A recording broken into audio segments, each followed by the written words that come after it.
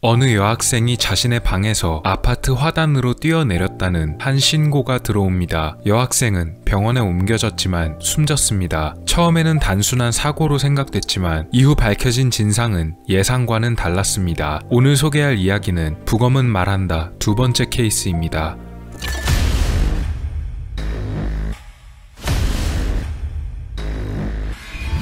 실제 사례를 각색한 이야기이며 등장인물들과 지명은 모두 알파벳으로 처리하였으니 양해를 부탁드립니다. 어느 날 119에 다급한 신고가 들어옵니다. 자신의 딸이 아파트 창문에서 뛰어내려 1층 화단으로 추락했다는 신고였습니다. 신고자는 피해 여학생 A양의 부모였습니다. 발견 당시 이미 여학생은 심정지 상태였고 병원에 옮겼지만 끝내 사망 판정을 받았습니다. 경찰 조사 결과 A양은 학교에 며칠 동안 나가지 않았고 친구들과의 연락도 받지 않았으며 학교에서 뭔가 문제가 있던 것이 아닌가 싶었습니다. A양의 부모 B와 C는 경찰 조사에서 딸이 평소 우울증을 앓고 있는 것 같았고 정신과 치료를 제안했지만 거부했다고 합니다. 추락이 일어난 그날도 A양은 평소처럼 자기 방에 틀어박혀 있었다고 하는데요. 식사 시간이 됐는데도 방에서 나오질 않아 A양을 부르기 위해 문을 두드렸다고 합니다. 그런데 문이 잠겨 있기에 이상한 생각이 들어서 잠긴 문을 억지로 열고 방에 들어가자 A양이 열린 창문으로 몸을 내밀고서는 곧바로 뛰어내리는 장면을 목격했다고 합니다. 부모가 말릴 틈도 없이 A양이 뛰어내렸고 곧이어 바닥으로 쿵 하는 큰 소리가 들렸습니다. 그녀의 부모는 딸이 떨어지자마자 곧바로 119에 신고를 했다고 진술했습니다.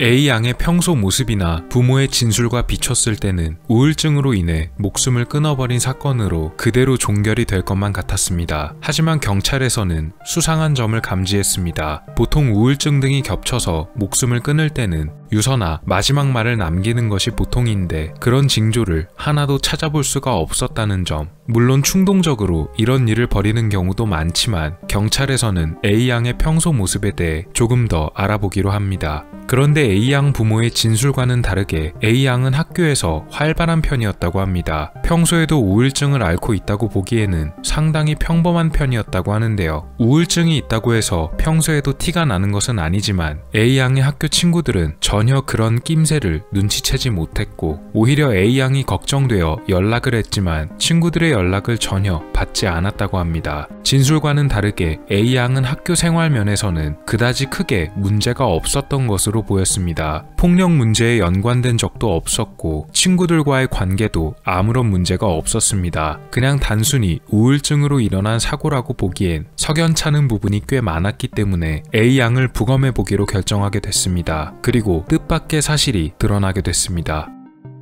부검 결과 추락 당시 생긴 외상 외에도 뒤통수에 광범위한 피하 출혈이 있었고 A양의 뇌 전반에 걸쳐서 급성적인 경막하 출혈이 보인다는 소견이 나왔습니다. 이런 종류의 출혈들은 경막하 출혈과 경막상 출혈로 나눠지게 되는데 경막상 출혈은 동맥이 손상되어 일어나는 현상이며 경막하 출혈은 반대로 정맥이 손상되는 현상입니다. 때문에 동맥이 찢어져 일어나는 경막상 출혈보다 정맥이 찢어져 일어나는 경막하 출혈은 상대적으로 출혈의 속도가 더딘 편이라고 합니다. 또한 경막상 출혈의 경우 출혈의 속도 때문에 사망까지 이르는 시간이 비교적 빠르지만 반대로 경막하 출혈의 경우는 속도가 더디기에 사망에 이르는 시간이 상대적으로 느리다고 하는데요. 이런 경막하 출혈의 경우 곧바로 사망하지 않고 서서히 의식이 떨어지며 숨지게 된다고 합니다. A양의 머릿속에는 약 150cc에 달하는 경막하 출혈 혈종이 광범위하게 조사되었습니다. 즉 A양의 직접적인 사인은 추락할 때의 충격이 아닌 경막하 출혈에 의한 것으로 밝혀졌습니다. 그래서 부검의는 A양이 병원에 곧바로 실려왔다기보다는 어딘가에서 먼저 머리 쪽에 충격을 받은 다음 경막하 출혈이 일어나는 일을 오랜 시간 겪었고 그 뒤에 병원으로 옮겨진 것 같다는 소견을 냈습니다. 경찰은 이 부검 결과를 바탕으로 A양의 부모에게 사건 당일날 일어났던 일을 빠짐없이 다시 한번 똑같이 진술해달라고 부탁합니다. 이들은 A양이 추락하는 모습을 보고 떨어지는 소리가 나자마자 119에 신고를 했다고 했지만 이 진술은 부검 소견으로 조사된 경막하출혈 증상과는 완전히 반대되는 거짓으로 드러났습니다. 경찰에서는 부검 소견을 보여주고 설명한 뒤 A양의 부모를 다시 한번 조사했습니다. 결국 그들은 부검 결과를 바탕으로 한 추궁에 못 이기고 끝내 진실을 뱉어내게 되었습니다.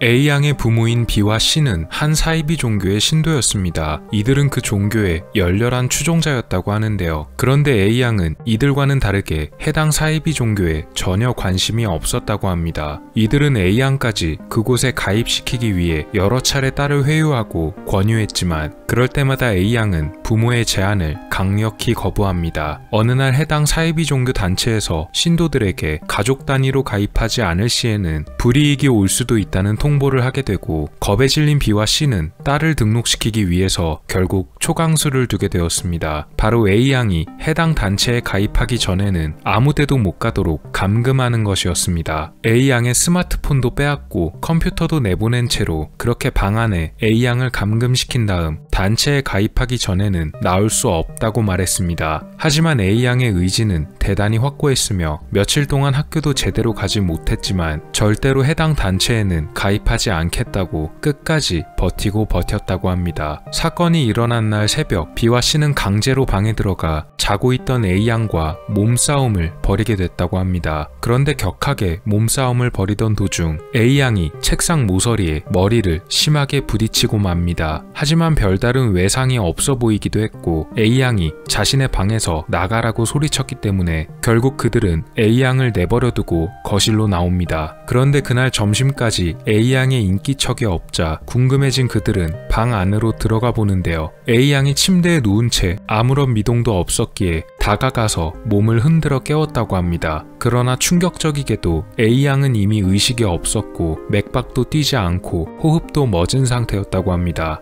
부모들이 뒤늦게 인공호흡을 해보기도 했지만 살아날 가망성이 별로 없어 보였습니다. 이날 새벽 자신들과 몸싸움을 벌이다가 책상에 머리를 심하게 부딪혀서 이렇게 된 것이라는 사실을 직감적으로 알아챈 이들은 사실대로 경찰에 신고했다가는 자신들뿐만 아니라 사이비 종교 단체에도 불이익이 갈 것이 두려웠고 결국 비정한 마음을 먹은 그들은 딸을 창문 밖으로 내던져버렸습니다. 그리고는 바로 119에 신고 전화를 걸어서 이러저러한 상황을 설명한 뒤에 마치 딸이 우울증 때문에 목숨을 끊은 것처럼 거짓 진술을 했었던 것입니다. 결국 B와 C는 법의 심판을 받게 되었으며 해당 사이비 종교 단체 역시도 언론에 노출되어 불법적인 여러 행위들이 적발되는 계기가 됐습니다.